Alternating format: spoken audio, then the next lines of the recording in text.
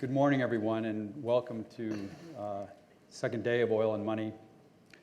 It's a great pleasure, and it's an honor to introduce our keynote speaker, first keynote speaker this morning, Rex Tillerson, who's the chairman and chief executive of ExxonMobil. As you all know, he's also the winner of this year's Petroleum Executive of the Year award. And I'd like to invite you to join me in giving him a round of applause and congratulations for that.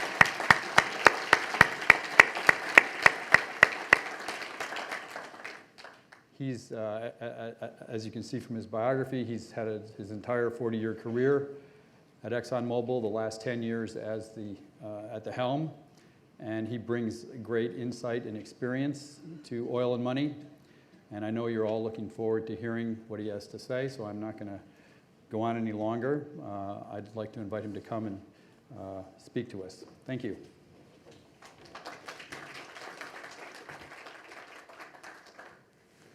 Thank you, Tom. Morning, all. Well, it's a pleasure to have the opportunity to speak here at the 36th Annual Oil and Money Conference, and I know that this gathering has long been an important event for our industry, particularly over here where it's held in London, and it does bring together a broad array of leaders from the world over, representing government, representing business, to take the opportunity to talk a bit about the state of affairs in our industry. And because of the scientific and the engineering culture that pervades our industry, this discussion of challenges soon becomes an exploration for solutions as well. Engineers and scientists are just problem solvers by nature. So we always welcome the opportunity to talk about how we're going to find ways to produce and use energy in ways that are increasingly safer, more secure, and environmentally responsible. As Tom mentioned, I did have the honor of accepting the Petroleum Executive of the Year award last night, and again, I'm deeply grateful to the host for that. It also gave me an opportunity to reflect in a personal way on my 4 decades in the energy sector and the extraordinary challenges and transformations that I've had the opportunity and the joy to witness over that time. You know, it's impossible to look at our industry's achievements on so many frontiers and not be humbled by that.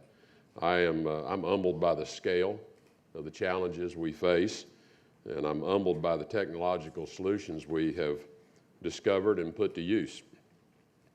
It is an essential truth that our industry's technological marvels and greatest achievements are never the work of a single man or a single woman, but rather they're the product of countless scientists, engineers, and entrepreneurs, both past and present, who have invested and worked together to create innovations and transform our world for the better. You know, from its first days, our industry has pioneered technologies that have unlocked new supplies of energy, from the transition of the cable tool drilling to rotary table drilling. These transformations continuously unlock new supplies of energy, supplies that people thought would never be developed. And that's brought advancement to the world, and it's brought a better quality of life to billions of people all over the world. Even now, in the midst of markets undergoing far-reaching transformative change, we continue to invest and innovate, not just to expand supplies of energy for the developed economies, but importantly for the billions of people who still live in energy poverty around the world. The story of our industry is a story of innovation and cooperation across companies, across cultures, and across continents. And these hallmarks of our work together will also be the key to meeting our shared aspirations to further expand supplies, increase energy efficiency, and protect the environment. Now, this meeting of Oil and Money takes place just 2 months before the United Nations Climate Change Conference in Paris. At this time, our industry is rightly engaged in discussions with the public and policymakers to identify the policies that would best position society to reduce emissions through new efficiencies and new technologies. So this morning I want to discuss the elements and principles that should guide our broader public discourse about energy. First, why we must recognize the role of investment and innovation in helping unlock new supplies of energy. Second, how our industry innovations are already helping bring about new efficiencies and environmental benefits. And finally, I'll discuss the policy actions we can take now to enable innovation and cooperation to continue that advancement in the decades to come. I think as everyone in this room appreciates, the world has come to recognize we're living through a period of extraordinary transformation in this energy sector. Global energy markets have begun to reflect a fundamental and far-reaching realignment of energy supply and demand. Resource endowments that we thought were not there or would never be commercialized are in fact now making their way into the market. Decades of sustained investment, innovation, and collaboration across the industry have opened up resources from offshore deep water and ultra deep water. Constantly advancing technologies have made it possible to develop oil sands safely and responsibly, and most recently, new technologies and techniques pioneered by our industry made it possible to unlock vast new supplies of oil and natural gas in North America. The result of these innovations has been a growth in energy supplies that few of us would have imagined only a few years ago. However, this growth in new supplies from stable resources comes just as economic growth in both the developed and developing economies has become sluggish. And obviously this is moderating demand. The convergence of these two market trends has led to a significant downturn in the commodity cycle. None of us can know how long it will last, but we know what it means for our businesses. We must operate more effectively and efficiently than ever before. For those companies that do find increased efficiencies through better project management, advanced technologies, and path-breaking innovations, there will be tremendous opportunities ahead. We know this because the need for energy is universal. In the decades ahead, the world will need us to develop new technologies and new supplies of energy because the global demand for energy is on a trajectory to grow and grow significantly. At ExxonMobil, we foresee future energy demand being shaped by three major forces: population growth, trade and economic development, and energy efficiency. Taken together, we project global economic output will more than double between now and the year 2040. In addition, the world's population will grow, adding about 2 billion new consumers, and about 3 billion people will join the ranks of the middle class, which means they're now buying refrigerators, microwaves, and automobiles. Even after factoring in continuing increases in energy efficiency, which is a significant component of our outlook, we still expect global energy demand will grow by about 30% between now and 2040. This fundamental fact that energy demand and economic growth are inextricably related guides our view about the importance our industry will play in meeting this need. There's also a humanitarian dimension and a moral imperative to what we do. Expanding energy supply safely and responsibly will be critical to securing the future for billions of people. Without such ingenuity and innovation, the world will lack the reliable and affordable energy needed to end energy poverty. Of course, it can be hard for those living in advanced economies enjoying a quality of life to understand the magnitude and seriousness of energy poverty. But the leaders and workers in our energy sector have a broad global perspective. We've been to these places. We've seen how energy poverty robs families and communities and even whole nations of the opportunity to achieve their full potential. According to the latest data, about 1 in 5 human beings still have no access to electricity. And about 2 out of 5 people around the world must rely on biomass such as wood, charcoal, or animal waste for basic cooking and heating needs. The cost of this energy poverty is steep. The World Health Organization estimated that in 2012 alone, more than 4 million people around the world died from household air pollution. For billions of people living around the world, simply gaining access to reliable, affordable energy is the means to a healthier and better life. For their communities, energy is key to cleaner water, better sanitation, safer, more nutritious food, storage of medicines, and even a light for education, study, and personal advancement. Energy is essential for life, and the oil and natural gas industry will be instrumental to meeting this fundamental and universal human need.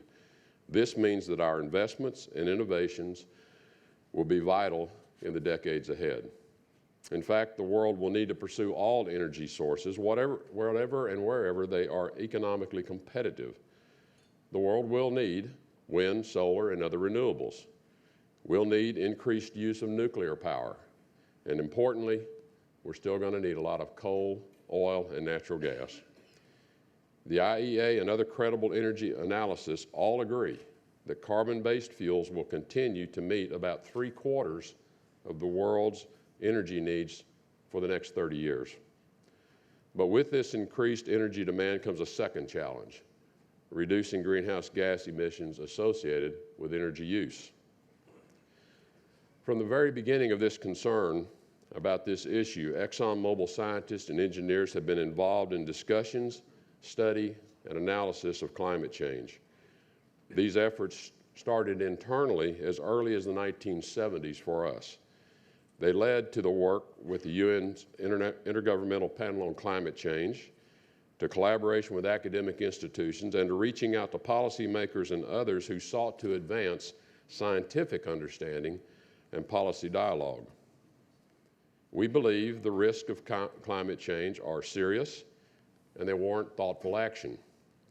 We also believe that by taking sound and wise actions now, we can better mitigate and manage those risks. But as we work together to reduce emissions, it is critical we do so in a way that recognizes the importance of reliable and affordable energy in supporting human progress across society and for all the world over. Throughout our history, the energy industry has continuously proven that technological advances can bring far-reaching and positive change.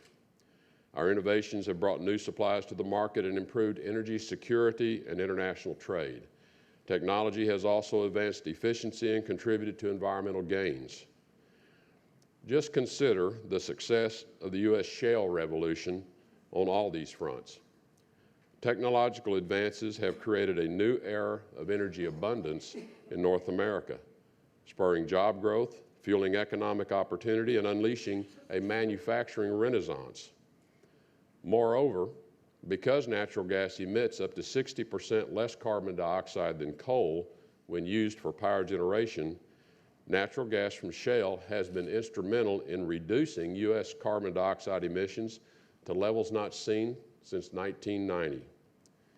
Remarkably, these reductions have come even as the U.S. economy has grown by about 60%, and we've added 50 million new energy consumers. It's worth noting that these impressive gains have come from the actions of innovative companies operating in free markets, and they've come in the absence of a comprehensive cost of carbon policy in the United States. To build on these types of successes and make progress around the globe, it is important for leaders from every sector of society to reflect on the specific roles and strengths that government and industry can bring to this cooperative effort. Industry must build and maintain the public trust by continuing to operate with safety and integrity and a commitment to responsible environmental stewardship. We've proven that with the right policies in place, the competition and cooperation that are inherent to free markets will spur us to invest and innovate, creating integrated solutions that will improve the production and use of energy at every step in the value chain. At ExxonMobil, we're working to do our part to reduce our own emissions, increase our own energy efficiency, reduce flaring volumes, and deploy proven technologies like simple cogeneration of electric power and steam. We're also a global leader in carbon capture and sequestration. ExxonMobil now has a working interest in more than 1/3 of the world's current CCS capacity, and we captured more than 6 million metric tons of carbon dioxide for sequestration last year alone. This is the equivalent of eliminating the annual greenhouse gas emissions of more than 1 million passenger vehicles. In addition, we are collaborating in research and development into revolutionary ways to make carbon capture and sequestration more affordable and commercially viable. ExxonMobil is also actively involved in research and development of next-generation technologies and advanced biofuels, and we continue to invest in breakthrough research across a broad spectrum of other energy technologies, both directly in partnership with leading institutions such as MIT, Stanford, and Princeton. Advancing innovation in the energy sector and across society will require companies to make long-term investments in research and development, cost-efficient solutions that are capable of broad commercial application. As we consider the best policies for the future, it's clear that governments have a special role to play in this effort as well. Governments around the world must put in place sound tax, legal, and regulatory frameworks. With sound policies enacted, investment, innovation, and cooperation will flourish. Government works best when it maintains a level playing field, opens the doors for competition, and refrains from picking winners and losers. When considering policy options to address the risk of climate change, policymakers should draw from the best insights from economics, science, and engineering. As I mentioned earlier, the U.S. has achieved remarkable reduction in not just greenhouse gas intensity measures, but in absolute levels of CO2 emissions through thoughtful regulation aimed at both energy efficiency, such as CAFE standards and building efficiency standards, and contributed improvements in emission levels related to industrial processes. If policymakers conclude that more action is required, such as putting a more direct cost to carbon to incentivize different choices, we suggest those policies ensure a uniform and predictable cost of carbon across the economy, that they let markets drive the solutions, and that they maximize transparency, reduce complexity, and promote global participation. For some years now, we have held the view that a revenue-neutral carbon tax is the best option to meet these principles.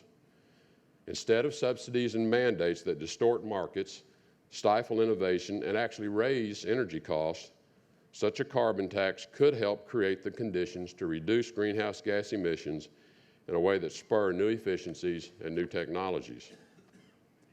The revenue-neutral carbon tax could be a workable policy framework for countries around the world.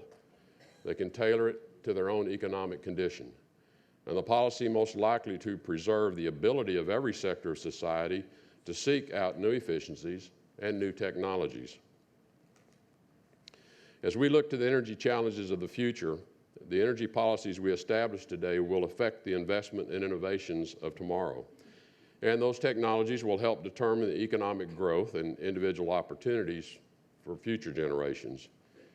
In the months and years ahead, energy policy will be at the center of public discussion and debate.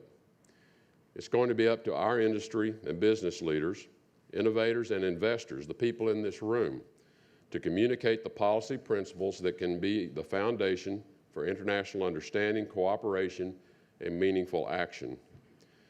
By appreciating the universal need for energy in advancement of economies and the human condition, we can help lift up every nation. And by valuing the role of sustained innovation, we can learn from our industry's history about how free markets drive us to invest, develop, and deploy promising new solutions. And by seeking wise and cooperative solutions, we can address the risk of climate change together and create a better future for everyone. Thank you for your kind attention.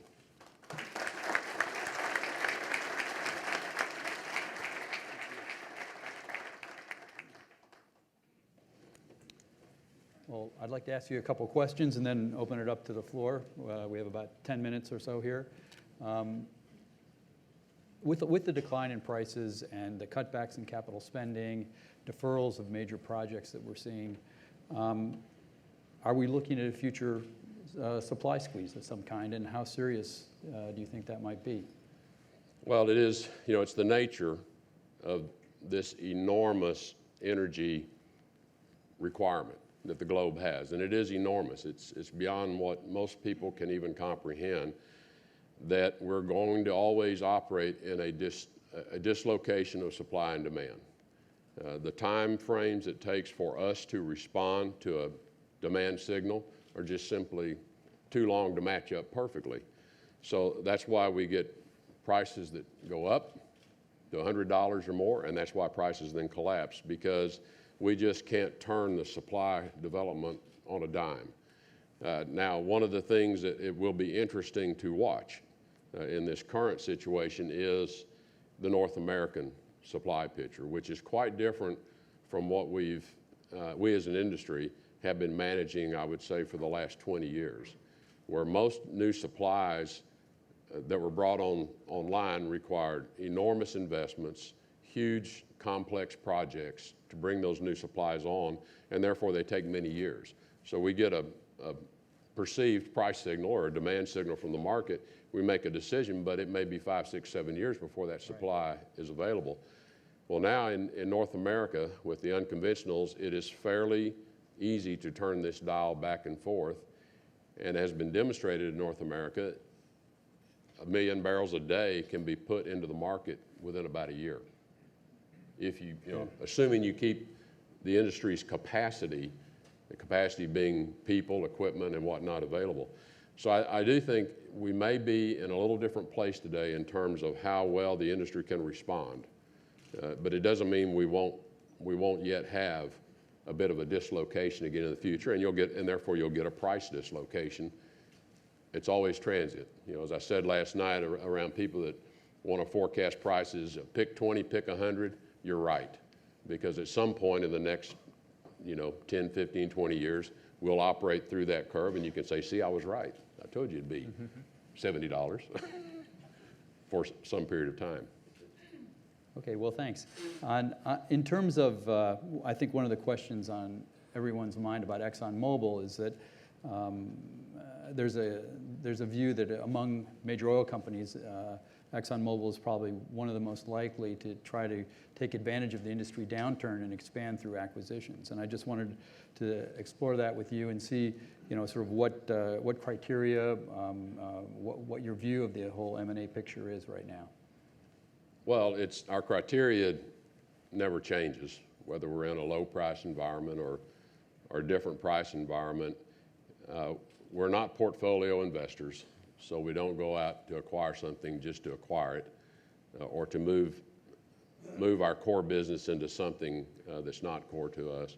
So we primarily are looking for quality resources, quality assets, quality people, where we can add value. If we see an opportunity that by making the acquisition or the merger, then we can add something of value to what already exists, then that's interesting to us. And that's the only way our shareholders will see an uplift in our acquiring that, whatever that may be, whether it's a resource or a company, and whether it's in the upstream, the midstream, the downstream, or whatever. So that's always been the case for us. So we're constantly looking in any environment for those opportunities. How the counterparty views their value, that's the nature of the trade. That's the nature of the deal. I do think, when you move through a period like we've been with a very significant and rapid change in pricing, it takes everyone a while to understand what that means about the fundamental value for their holdings. Whether it's a resource or an asset or an entire company, it takes a while for people to sort through, okay, what is this really worth today? Me as the owner or me as the interested party. And I think that's, in some respect, that's why there's been a bit of moderation in the level of activity that's perhaps been less than what some people would have expected. Mm-hmm. Okay, well, thank you for that. Let's have 5 minutes or so here for some questions from the floor. Do we have any questions? Over here.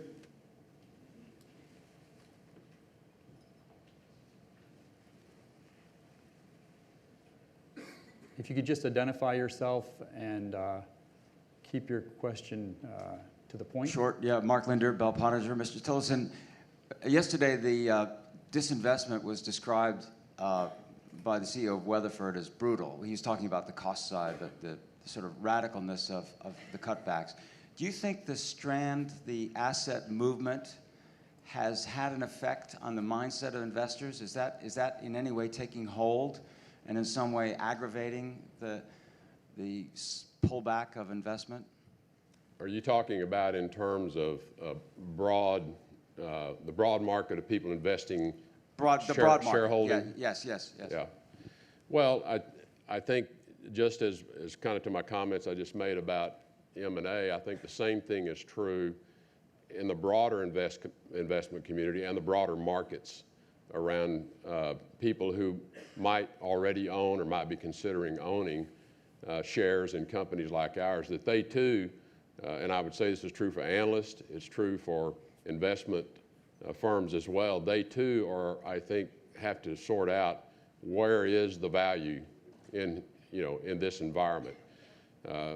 So I think it has created some pullback as people sort through that, and I think as they begin to understand it or they make their own judgments about the opportunity to capture value, then they move back in. So it's not anything that I see as being different than any other time or any other industry that goes through cycles in its business, whether it's a commodity cycle or whether it's an economic cycle. If you're in a different sector of the economy, this is just the way markets behave. It's the way markets should behave. I mean, in my view, that's just rational behavior. So it's something that we don't pay a lot of time worrying about. We just stick to what we know we can do and try to let the market sort that out for itself. Okay, thanks. Over here, yeah. It's Deborah Yedlin from the Calgary Herald in Canada. You talked about watching North American supply and how it's going to evolve. Could you comment on how you see the oil sands fitting into that picture? Yeah, I think the oil sands are a unique resource in and of themselves. By and large, they require enormous upfront capital, and whether you're capturing and commercializing the resource through a mining operation or whether you're capturing through an in situ operation, both of those have a fairly long lead time, to get all of the infrastructure in place and to begin to develop those to where they become significant.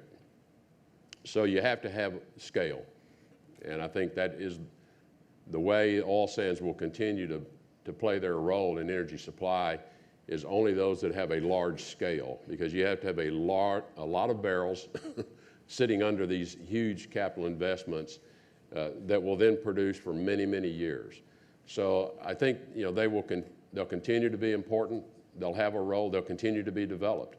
And as I look at just over the last 25 or so years that we've been investing in the oil sands, from Syncrude to Cold Lake to Kearl, the technology, again, it's all enabled by technology advancements. And so when you have a massive resource, it has a very low resource risk. So you're not dealing with a lot of geologic risk. You're in a very stable environment in Canada. It's all about technology improvements, cost efficiencies, and once those start up, then you just continue to work on driving the costs down.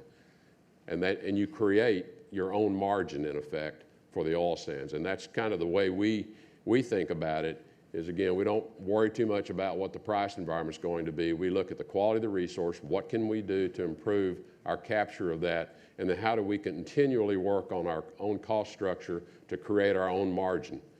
Because every dollar of cost per barrel I can take out, that's a dollar that goes to my bottom line one way or another. So I think they are significant, they're enormous. World's going to need them because they're stable. They come from a stable location, and I think they'll continue to be very important in the future supply. And the question is always the pace. And so when you go through periods like we're in, you're going to have a change in pace, but it doesn't mean they're done. And it's always fascinating to me when I hear people say, well, we're done, the oil sands will never happen. It's, in this business, you never say never. If it's a resource, it'll get developed at some point. Okay, I think we have time for one more quick question here. Right here. Thank you. Lily Chen from Dynamic International. My question will be for what is the, we understand that ExxonMobil currently have structured midstream and put quite a lot of assets concentrated on midstream. And we also see Shell, for instance, have already put their midstream into IPO and Shell partners and have started to divest either through IPO or through sale. What is ExxonMobil's strategy on midstream and downstream? Is it invest or divest? For midstream and downstream, yes. Well, we look at in particular the midstream assets, and we have to understand where are we getting value for that, whether it's pipe in the ground or terminals or natural gas processing plants. And we don't need to own those as a core business. As long as we know we have access, we have a reliable counterparty that owns those assets and can operate them successfully and maintain the integrity of those assets, it's not a core business to us because there are so many other people that know how to do that. And there are people who have built their entire enterprises around strictly focusing on the midstream. And so we're very content to allow others to provide that to us as long as they meet those criteria. Now, we own a lot of midstream assets and have owned a lot. We've also divested of a lot or have contributed them in joint ventures to allow others to operate those because that is what they do. They just focus on this and they're not concerned about what's on the front end or the back end, and so they get very, very good at it. So it's really all about who is that other party and whether we think owning that asset creates more value, more security for us, because the only reason we're interested in those is we have equity barrels we need to move. We need to get them to a downstream facility that increases their value by turning them into products that people need.